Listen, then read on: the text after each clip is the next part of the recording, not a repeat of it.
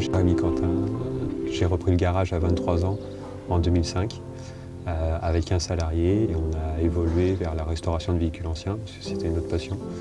Et aujourd'hui dans l'entreprise on est 10, moi compris, spécialisés dans la restauration de véhicules anciens, américaine et Volkswagen principalement.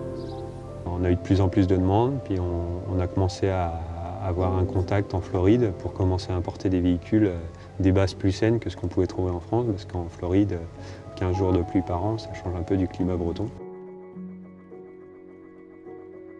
Au départ, notre projet de convertir les véhicules thermiques en électrique, c'était un projet d'équipe. On est parti d'une épave qui était derrière le garage, qui était une coccinelle, donc notre grande passion d'équipe, qu'on a complètement restaurée puis électrifiée avec nos connaissances et nos moyens. Et on s'est dit, maintenant, il faut aller vers le cadre légal, parce que ce qu'on a construit, c'est pas légal encore.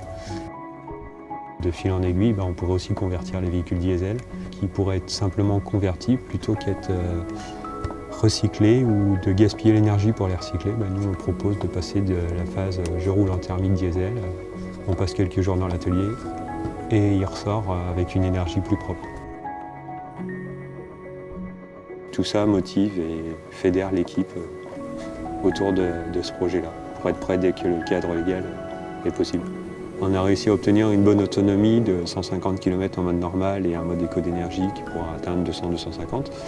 Et également, on n'a pas de gros consommateurs, pas de vitres électriques, pas de verrouillage centralisé, pas de problème.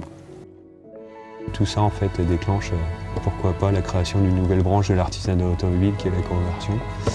Et du coup, moi, mes projets pour le futur, c'est de continuer avec mon équipe bien fédérée aujourd'hui, à continuer à partager notre passion de la restauration de véhicules anciens, que le véhicule, en fait, on puisse toujours l'adapter au monde de demain, et que ces véhicules qui sont là aujourd'hui soient aussi un héritage pour les générations futures en préservant le climat.